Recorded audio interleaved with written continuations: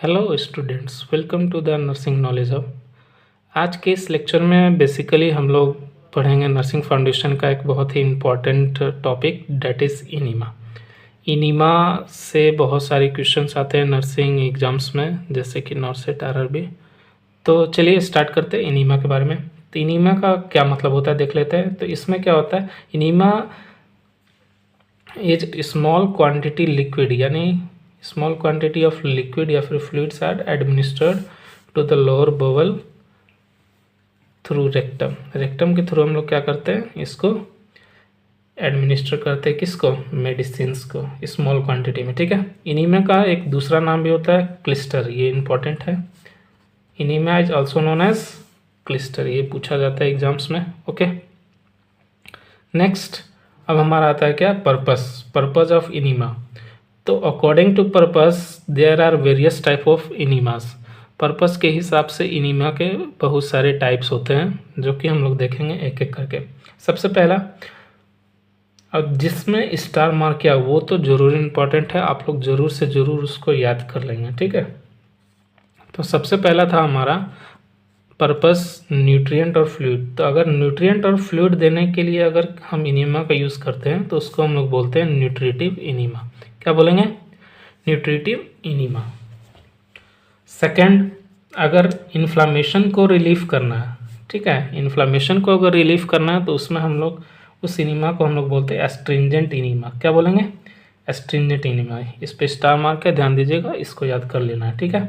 और पेरिस्टालसिस को अगर इंड्यूस करना है तो उसके लिए इनीमा जो होता है उसको हम लोग बोलते हैं परगेटिव इनीमा। कौन सा, purgative इनीमा। Okay.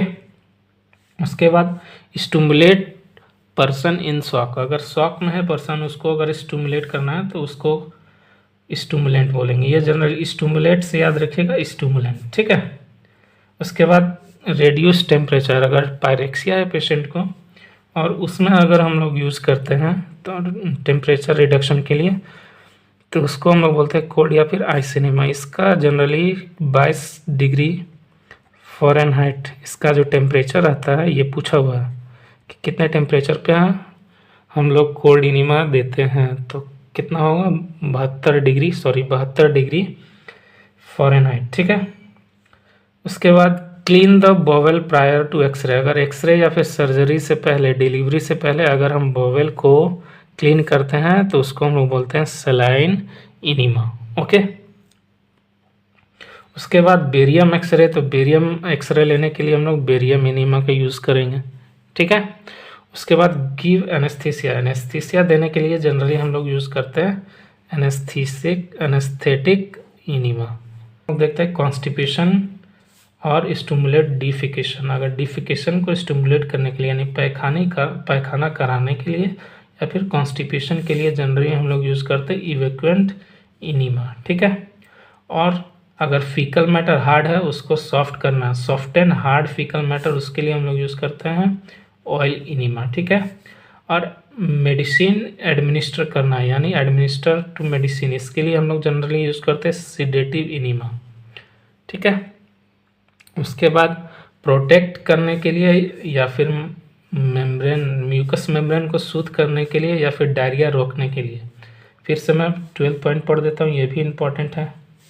Protect and soothe the mucous membrane and check diarrhoea. Check diarrhoea का बेसिकली यहाँ पे मीनिंग हो जाएगा स्टॉप डायरिया, इसके लिए यूज़ करते हैं इमोलिएंट इनीमा। कौन सा, इमोलिएंट इनीमा।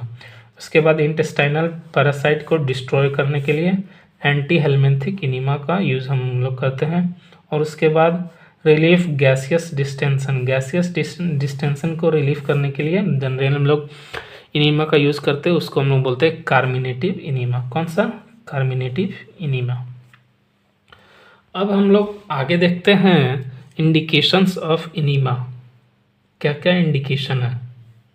तो सर्जरी में यूज करते हैं, कॉन्स्टिपेशन में यूज करते हैं, और स्ट्रक्चरल एबनॉर्मलिटी, मान लीजिए कोई बीच का पार्ट नहीं बना, जैसे स्मॉल इंटेस्टाइन को कोई पार्ट छूट गया तो उस केस में भी हम लोग इनीमा का यूज़ करते हैं। ठीक है। उसके बाद कॉन्ट्राइंडिकेशन रहेगा, तो कॉन्ट्राइंडिकेशन, एब्सोल्यूट कॉन्ट्राइंडिकेशन की बात की जाए तो सबसे पहला आता है अपेंडिसाइटिस। अपेंडिसाइटिस और हेमोरॉइड्स, ये दोनों जो हैं एब्सोल्यूट कॉन्ट्राइंडिकेशन है। इस पे स्टार मार्क में कर दे रहा हूँ। एब्सोल्यूट का मतलब होता है कि देना ही नहीं है इस कंडीशन में, और इंटेस्टाइनल ऑब्स्ट्रक्शन ये भी। तो इन तीनों कंडीशन में हम लोग नहीं देते हैं। और भी अदर कॉन्ट्राइंडिकेशन है, जैसे कि ARF यानी acute renal failure, APH antepartum haemorrhage, और रिसेंट गैस्ट्रोइंटेस्टाइनल सर्जरी। अगर सर्जरी हुआ है तो रिसेंट उस केस में भी हम लोग जनरली नहीं देते हैं। अब हम लोग देखते हैं नेक्स्ट इम्पॉर्टेंट पॉइंट्स। तो इम्पॉर्टेंट पॉइंट्स में बेसिकली आ जाएगा हमारा क्या क्या, तो देख लेते हैं। तो इम्पॉर्टेंट पॉइंट्स में सबसे पहले वॉल्यूम। तो वॉल्यूम, ये पोर्शन से बहुत सारे क्वेश्चंस आते हैं, ध्यान दीजिएगा। इस पोर्शन से ज़रूर एग्ज़ाम में 1 से 2 क्वेश्चंस जनरली देखने को मिलते हैं, कंफर्म है। तो इम्पॉर्टेंट पॉइंट्स में सबसे पहले वॉल्यूम। वॉल्यूम इसको हम लोग 2 पार्ट में, एक तरफ हमारा पैरामीटर रहेगा जैसे कि वॉल्यूम, और एक तरफ रहेगा टाइप ऑफ इनीमा जैसे रिटेंड इनीमा और इविक्वेंट इनीमा।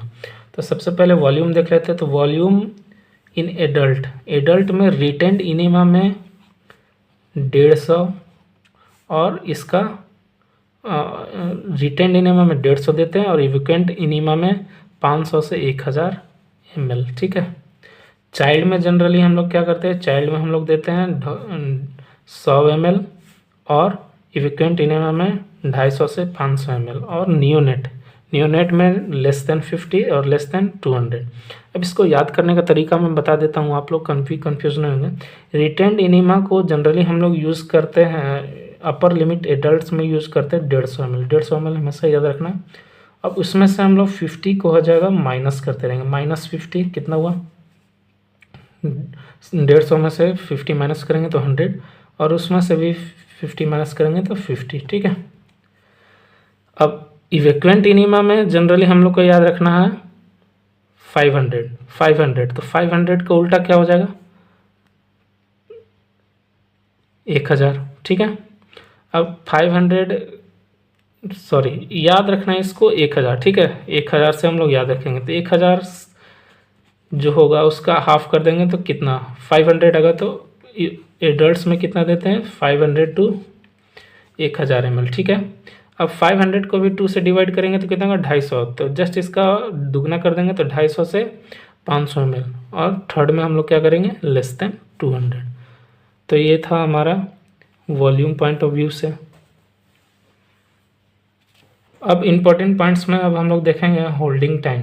तो होल्डिंग टाइम कितना होता है, रिटेंड इनेमा में कितने देर के लिए रिटेन करके रखते हैं, तो 2 to 3 आवर्स। और इविक्वेंट को हम लोग कितने देर के लिए रिटेन करते हैं, होल्ड करते हैं, तो 5 to 10 मिनट्स, ये पूछा हुआ क्वेश्चन है, ठीक है। और आईवी स्टैंड, इसमें बच्चे हमेशा कंफ्यूज होते हैं कि आईवी स्टैंड का क्या हाइट होना चाहिए। रिटेंड इनीमा में जनरली होता है हमारा 12 इंच, और सेंटीमीटर में बात किया जाए तो 30 सेंटीमीटर, और इविक्वेंट इनीमा में 18 इंच, और सेंटीमीटर में बात किया जाए तो 45 सेंटीमीटर। अब फ्रीक्वेंसी देख लेते हैं। तो फ्रीक्वेंसी जो है रिटेंड इनीमा का 1 दिन में 1 बार, डेट इज़ OD, और न्यूट्रिटिव इनीमा को हम लोग 1 से ज़्यादा टाइम दे सकते हैं, यानी 4 to 600, और इविक्वेंट इनीमा को 1 से ज़्यादा टाइम दे सकते हैं। टेम्परेचर पूछा हुआ है, टेम्परेचर।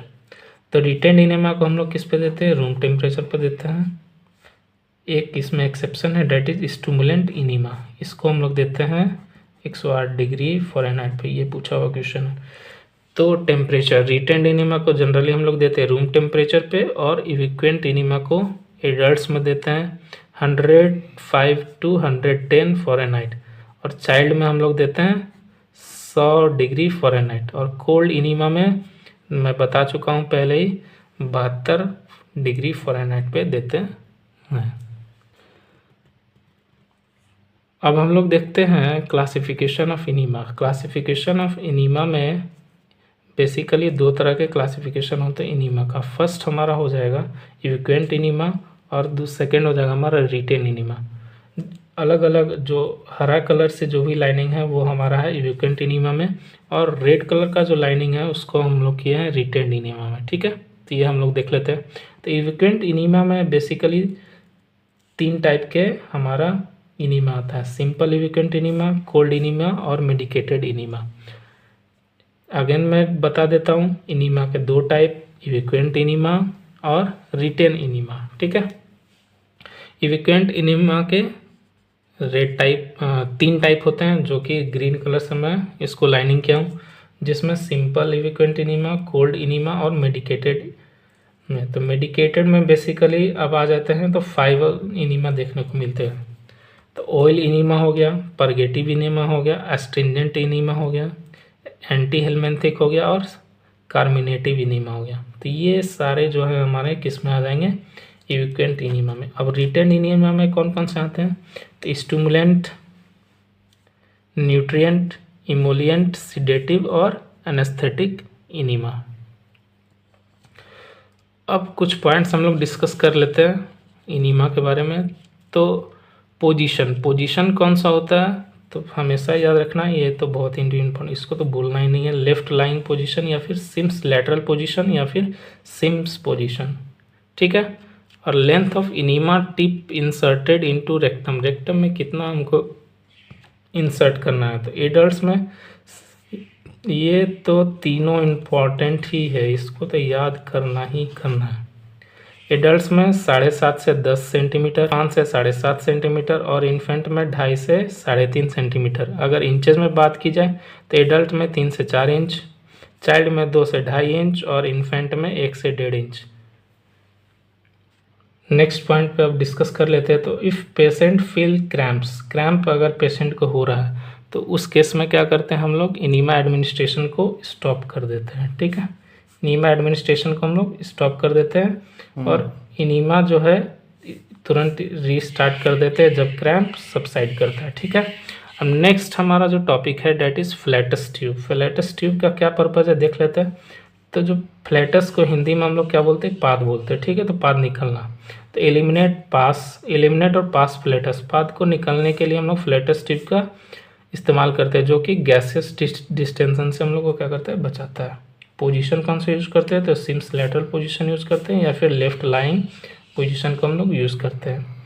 और एक इसमें इम्पॉर्टेंट पॉइंट ये हो जाता है हमारा कि instruct the patient to exhale breath during procedure. अगर एक्सेल करना है उस पेशेंट को, यानी बोलना है कि सांस छोड़कर आप रोकिए इस प्रोसीजर के समय। ठीक है, होल्डिंग टाइम कितना होना चाहिए, यानी फ्लैटस ट्यूब को कितना देर तक हम लोग घुसा के रखते हैं, तो मैक्सिमम 15 to 20 मिनट्स। ये भी इम्पॉर्टेंट है, ये पूछा हुआ है।